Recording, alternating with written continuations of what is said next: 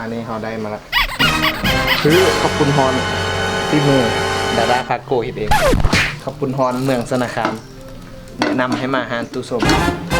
ข้าวปุ้นนี่ขันบอฮอนนี่ไปว่าโบแมนข้าวปุ้นฮอนเนาะขันที่เป็นข้าวปุ้นเย็น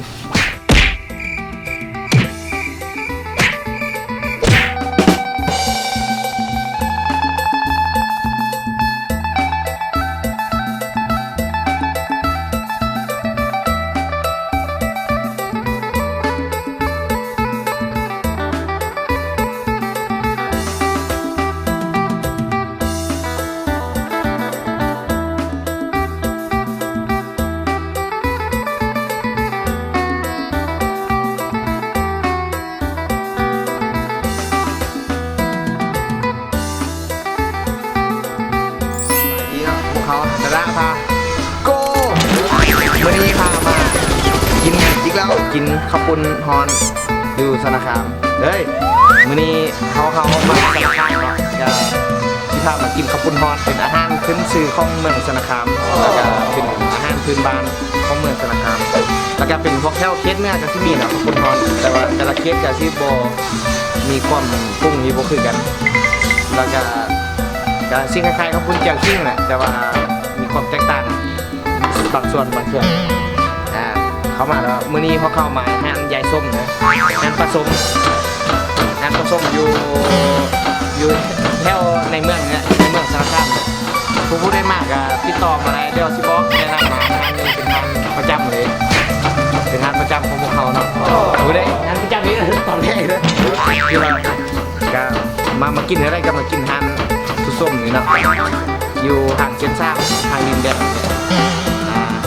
เป็นเพราะว่าปลาแดกเป็นมีเอกลักษณ์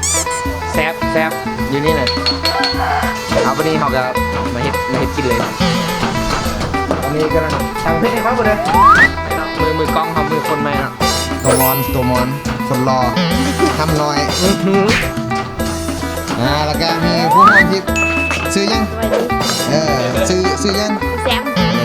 ซื้อแซมจักพี่แล้วโซดบ่เคยยังไงบ้างน้อยอยู่นี่เนาะประเภทเพิ่นชิโบใส่คิงคืออยู่เวียงแต่ว่าที่ต่ำแบบสดๆจะแซ่บกว่าเนี่ยมาเบิ่งอุปกรณ์เครื่องปรุงแต่ที่มีประเภทต่ำไว้เนาะต่ำเลยมื้อนี้บ่ได้กลนวัดเนาะปกตินะคือจนอยู่แล้วแต่มื้อนี้แห่งคัตตะกอนเลยก็เพิ่นนี่มีปลาแดกเนาะซึ่งปลาแดกมันเพิ่นจะแต่ละทางจะบ่คือกันเพราะว่าจะมีสูตรต้มที่แตกต่างกันเนาะแล้วก็บางทานจะจางแล้วก็เค็มแล้วก็นัวต่างกันแต่ว่าทานนี้รีคอมเมนต์มาเลยรับประกันเลยว่ามาธนาคารมาชิมเลยแล้วก็มีพวกแป้งนัวน้ำตาลต่างๆอันนี้เป็นหม้อบีบข้าวปุ้นนี่ขันบอฮอนนี่เป็นแบบโบแมนข้าวปุ้นฮอนเนาะเป็นชื่อข้าวปุ้นเย็น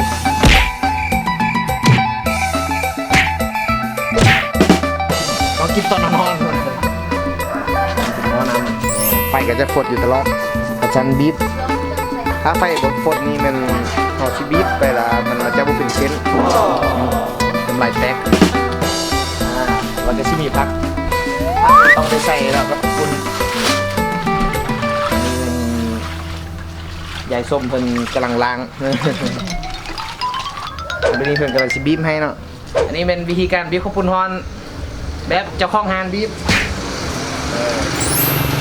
ต้องใส่แห้งหน่อยนึงเวลาบีบเขาน้ำก็ต้องฟดอยู่แล้วคัดบีบคัดขึ้นเป็นชิบูเป็นเส้นยาวๆแล้วก็ชิบูงามถ้าบีบบดนเนาะถ้าเป็นหนึ่งแล้วก็เขาก็ไปเอาพักที่พุ่นมากระตักเลยจุ้มลงไปทั้งเป็นเว้นเลยคุณเองขอบคุณพรบ่มีบ่แอนท่านั่นไปไปเบิ้งอยู่เป๊ะนะมาแล้วก็มาล้างน้ำสะอาดพุ่มนี่ก็เป็นข้าวปุ้นฮอนผาบางนี่เขาก็ชิปรุงของเขาเองไปเลยปรุงน้ำแจ่วมีห้อมเนาะเพิ่นใส่ห้อมปลอมให้เพื่อความห้อมของห้อมนี่แหละถ้าห้อมบ่ห้อมก็แปลว่าห้อมบ่ห้อมเด้อ อย่าบลิ้นน้ำกูอีกข้อห้อมเลยเวลาไปห้ามผู้สาวกับว่าข้อห้อมเลยข้อห้อมเลย กินตู้เย็น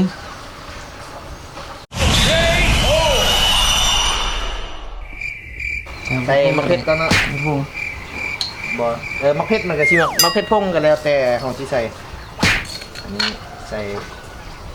แล้วแต่คนมักเนาะสไตล์เผ็ดๆแต่แนะนำให้กินนะว่านข้าวปุ้นฮอนนี่แนะนำให้กินวันๆเผ็ดๆแล้ววันนี้เขาก็ใส่น้ำตาล ก็ได้ที่เบิ่งตอนกลางคืนบ่ได้เลยว่า บ่ว่านแน่นอนคุณนี่ แนะนำให้กินว่านๆเนาะตัวนี้แล้วก็นัวแป้งนัวใส่น้อยๆก็บางคนบอกอยากกินปลาแดกก็มีน้ำปลาให้เด้อตักน้ำปลาแดกน้ำปลาแดกนี่แซ่บบ่แซ่บขึ้นน้ำปลาแดกเลยเขาก็ได้น้ำมาแล้วปะเนี่ยนี่เป็นน้ำข้าวปุ้นฮอนเนาะแซ่บแน่นอนหูขี้กูเนี่ยแซ่บแน่นอนอันนี้มันบล็อกเห็ดข้าวปุ้นน่ะนี่สิแล้วก็ตักข้าวปุ้นใส่แล้วก็เป็นหูแล้วก็บีบอันนี้เขาก็คนไปเลยคน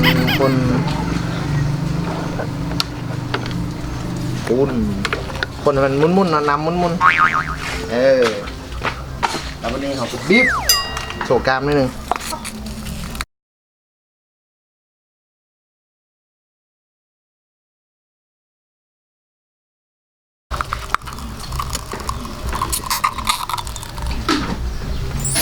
สุกแล้วเป็นว่าจะคล้องหางเราสุกเลยมาเบิร์กันไปที่ยังไงฮึบตัวละให้หน่อยจะอารมณ์ไหมได้แล้ววันนี้ก็มาจุ่มใส่น้ำสะอาดบาท1 2 บาท 3 บาทพอละเพราะว่าเดี๋ยวมันซิบฮอนกันย่อยเลยเนาะโอ้ยฮอนแค่ก็ได้จับแก้มนั่น โอ้เกือบบ่ได้กินแล้วนะนี่เขาได้มาละคือขอบคุณฮอนที่มือดาราพาโกเฮ็ดเองขอบคุณฮอนเมืองสนาคามแนะนำให้มาหาตู้ส้มอันนี้วันนี้เขาก็มาซิมไปนะซิมเบิ่งว่ามันสิเป็นจังไดรสชาติก็แนะนำว่าปรุงหวานๆซิมเบิ่งกดหมวกเบิ่งหน้าตาตอนกินเผ็ดสุดยอดเลยบอกเลยว่าสุดยอดนี่นะเบิ่งตอนกลางคืนเส้นยั่วๆจ้าเอาบ่แม่น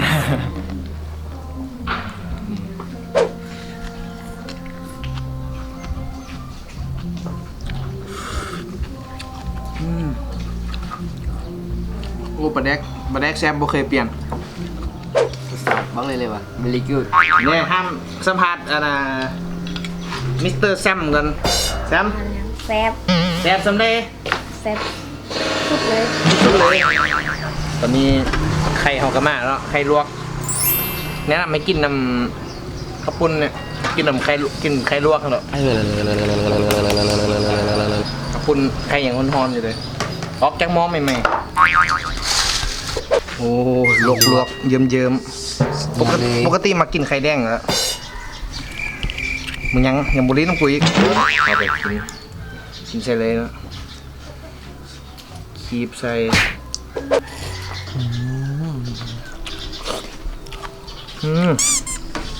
แซ่บแท้สุดยอด acting กูเนี่ยสุดยอดใส่น้อยๆA few moments later มีข้าวปุ้นมีหัวไก่โอ๊กแล้วก็มีดองแดงแล้วบางทีเขากินข้าวปุ้นต่อมาก็ที่เป็นหัวไก่โอ๊กเนาะนี่อันนี้เป็นหัวไก่โอ๊กสเปกข้าวปุ้นแป้งข้าวปุ้นแต่ว่าเห็ดเป็นก้อนจะเรียกว่าหัวไก่โอ๊กมันจะที่มีความแน่นกว่าเนาะโบเป็นเส้นเป็นก้อนแล้วก็สดกินเอาเนี้ยให้ครับบอกเลยเอากินต่อหลังจากกินมาแล้วอ้วนขึ้นเลย อันน่ะอยากบอกว่าราคา 5,000 กีบเนาะจานหนึงอะนะอันข้าวปุ้นฮอนนั้นกินจนอิ่มเนาะถ้วยหนึง 5,000 กีบแล้วก็นำโอเลี้ยงกับจ๊อก 1,000 กีบหัวไก่โอ๊กก็ 5,000 กีบฉะนั้นบ่แพงเลยถ้าว่าเทียบค่าของ GP คือว่าฮึกหลายแล้วก็แซ่บมันได้สัมผัสบรรยากาศความเป็นสนามคามเนาะจังได๋ก็ถ้ามักคลิปนี้ก็กดไลค์กดแชร์เด้อผู้ใดเป็นคนสนามคามก็กดแชร์กันเด้อแล้วก็กดไลค์กด Subscribe ให้พร้อมอยู่ลุ่มนี้มีกระดิ่งกดอยู่เบื้องที่แดงๆอยู่ข้างๆนี่เด้อโอเคบ๊ายบาย